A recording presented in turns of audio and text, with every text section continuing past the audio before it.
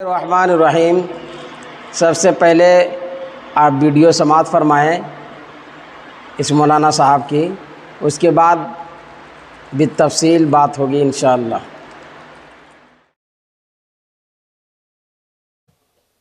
چومنا ثواب ہے، چومنا گناہ ہے، چومنا گناہ ہے، چومنا نہ گناہ ہے نہ ثواب ہے۔ 3 قسم کا چومنا ہے اور تم تینوں کو جانتے ہو۔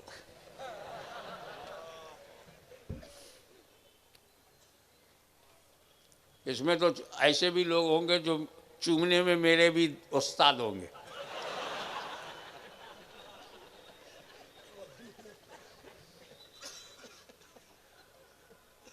تین قسم کا چومنا۔ ہم نے اپنے بچے کو گود میں لیا، چوما، نہ ثواب نہ گناہ، جائز ہے نا، تو چومنا جائز ہے۔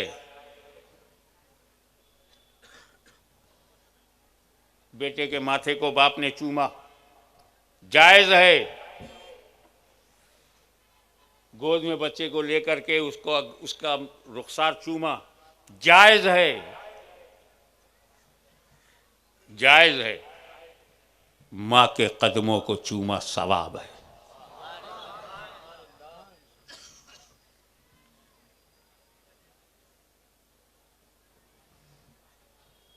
دیکھا آپ نے بیوی میں اور اماں میں کتنا فرق ہے؟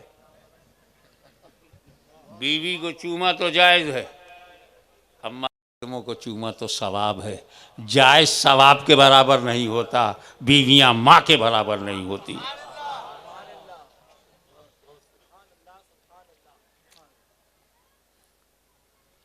تو بچوں کو چوما جائز ہے، ماں کے قدموں کو چوما ثواب ہے، پڑوسن کو چوما تو حرام ہے۔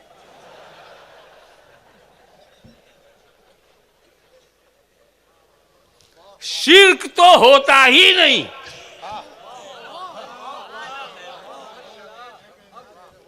شرک تب ہوتا ہے جب وہ صفت اللہ کی ہو اور وہ دوسرے میں مانی جائے۔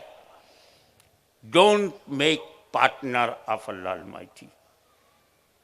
جیسے ہم سجدہ عبادت صرف اللہ کو کرتے ہیں، یہ سجدہ عبادت کسی اور کو کریں گے تو شرک، چاہے پیر صاحب کو کریں تب بھی شرک، سجدہ عبادت۔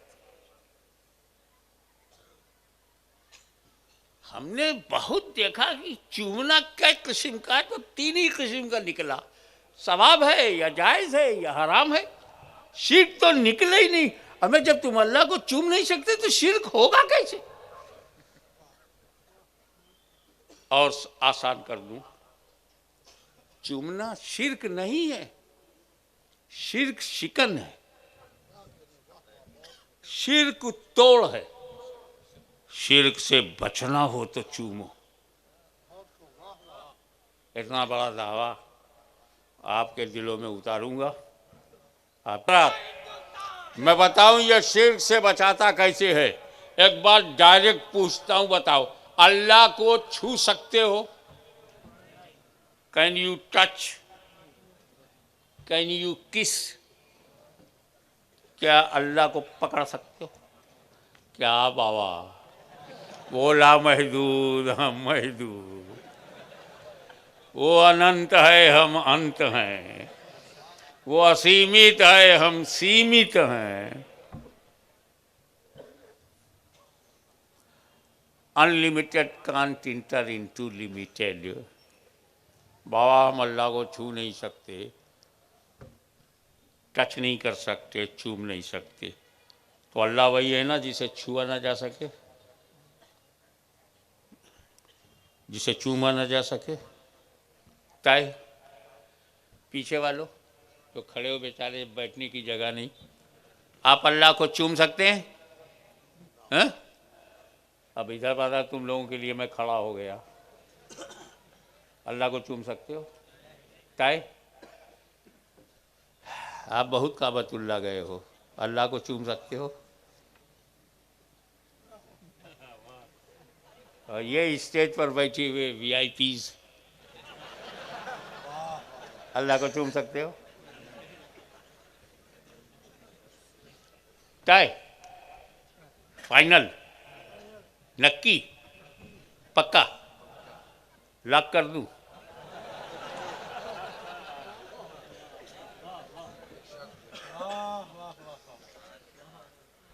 تو جب یہ طے ہے، توجہ،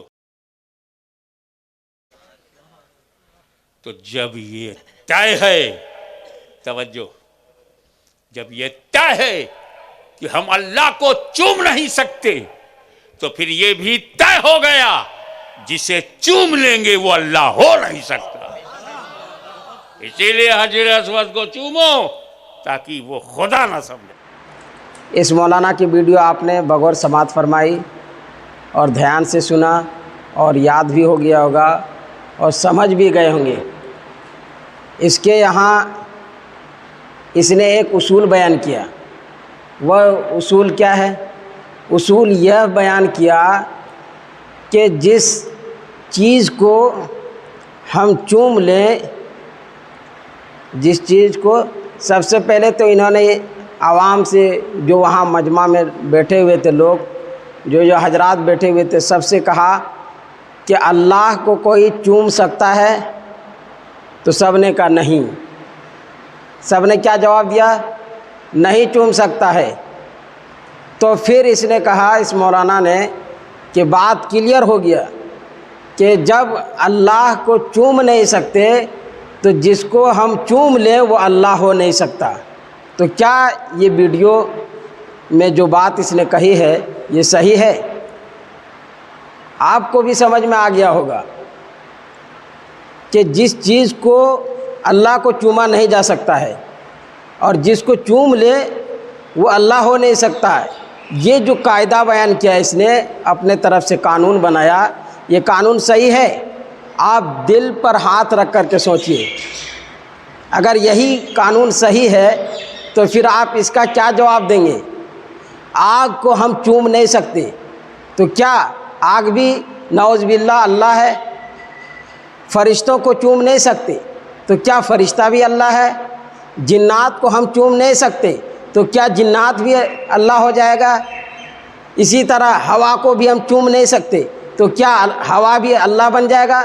نعوذ باللہ من ذالک۔ یہ بکواس ہے اور یہ سب باتیں عوام کو ایک طرف کھینچنے کے لیے ہے، اور یہ توحید کی دعوت کیا دیں گے؟ یہ شرک کی دعوت دے رہے ہیں، یہ شرک کی دعوت دے رہے ہیں۔ آپ نے سنا ویڈیو کے اندر، بلکہ دوبارہ ویڈیو کے اندر سن لیجئے گا، آپ کو معلوم ہو جائے گا۔ اس نے یہ بات بار بار کہا ہے اور دہرایا بھی ہے کہ اللہ وہ ہے جس کو چوم نہیں سکتے، اور جس کو ہم چوم لیں وہ اللہ نہیں ہو سکتا۔ تو اب اگر یہی قاعدہ اور قانون چلے گا تو پھر آپ جان لیجئے کہ ہم ہوا کو بھی نہیں چوم سکتے، فرشتوں کو بھی نہیں چوم سکتے، آگ کو بھی نہیں چوم سکتے، یہاں تک کہ ہم سب کے گھروں میں بجلی ہے، لائٹ ہے، تو تار کو نہیں بلکہ لائٹ کو جو آتی ہے پھر کٹ جاتی ہے، جو بجلی آتی ہے پھر کٹ جاتی ہے، اس کو بھی نہیں چوم سکتے ہیں، تو کیا بجلی بھی نعوذ باللہ اللہ ہے؟ تو یہ سب عوام کو گمراہ کر رہے ہیں، لوگوں کو توحید کی دعوت کیا دیں گے؟ شرک کی طرف بلا رہے ہیں۔ اور آپ کو معلوم ہے کہ اللہ تبارک و تعالیٰ نے قرآن کریم میں فرمایا کہ میں شرک کے علاوہ سب گناہ معاف کر دیں گے، لیکن شرک کبھی معاف نہیں کریں گے۔ اتنا بڑا گناہ ہے، اتنا بڑا خطرناک گناہ ہے۔ اور اس نے آخر میں پھر یہ کہا کہ اسی لیے حجر اسود کو چومو، جو نہیں چومتا ہے اس کو شرک میں ڈر ہے، ہمیں ڈر نہیں ہے، اس نے یہ کہا۔ تو میں آپ کو آپ کے کانوں تک یہ بات پہنچا دے رہا ہوں کہ اگر ہم حجر اسود کو چومتے ہیں تو حضرت عمر رضی اللہ تعالیٰ عنہ کے قول، حضرت عمر رضی اللہ تعالیٰ عنہ بوسہ دے رہے تھے، چوم رہے تھے حجر اسود کو، اور یہ کہہ رہے تھے، حدیث پاک میں آتا ہے، ترمذی شریف کی حدیث ہے، 860 نمبر کی حدیث ہے، حضرت عمر رضی اللہ تعالیٰ عنہ کہہ رہے تھے کہ اے پتھر، تو ایک جنتی پتھر ہے، تجھے میں اس لیے چوم رہا ہوں کہ رسول اللہ صلی اللہ علیہ وسلم نے چوما ہے، اس لیے بوسہ لے رہا ہوں۔ تو یاد رکھیے حجر اسود کو چومنا یہ رسول اللہ کی سنت ہے۔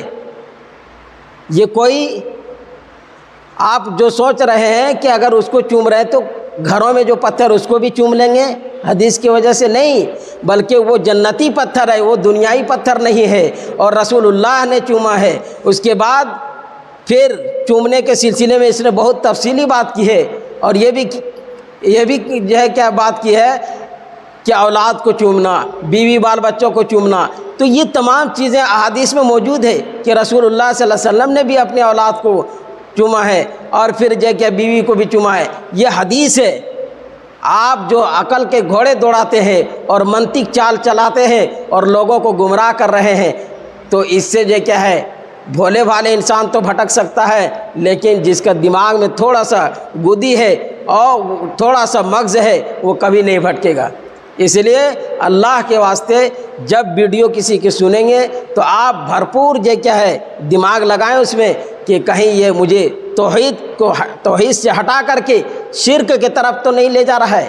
اب ظاہر سی بات ہے اس نے بول کر کے نکل گئے، لوگوں نے واہ واہ سبحان اللہ اور بہت سے القاب ان کو دے رکھے ہیں، لیکن بات یہ ہے کہ القاب سے نہیں بلکہ خوف خدا دل میں ہونا چاہیے کہ مریں گے قبر میں جائیں گے، رسول اللہ کے سامنے حاضر ہوں گے، اللہ کے سامنے حاضر ہوں گے، کیا جواب دیں گے؟ کیا جواب بنے گا کہ تم کو اسی لیے تمہیں علم دین حاصل کرنے کی توفیق دی اور اس لیے تم نے علم دین حاصل کیا کہ لوگوں کو گمراہ کرو؟ تو یہ توحید پرست نہیں بلکہ یہ شرک پرست ہو گیا۔ اس لیے اللہ سے دعا کرتے رہنا چاہیے کہ ہم سب کو ایسے عالم علماء سے بچائے رکھے، ایسے عالم علماء سے ہم سب کو بچائے رکھے اور توحید پرست بنائے۔ اور جو کیا ہے اللہ تبارک و تعالیٰ سے دعا ہے کہ اللہ تعالیٰ ہم سب کو کہنے سننے سے زیادہ عمل کرنے کی توفیق نصیب فرمائے۔ اگر آپ کو سمجھ میں نہ آئی ہو بات تو دوبارہ اس ویڈیو کو سن لیجئے تاکہ معلوم ہو جائے گا کہ اس نے کیا کہا ہے۔ اللہ تعالیٰ ہم سب کو کہنے سننے سے زیادہ عمل کرنے کی توفیق نصیب فرمائے۔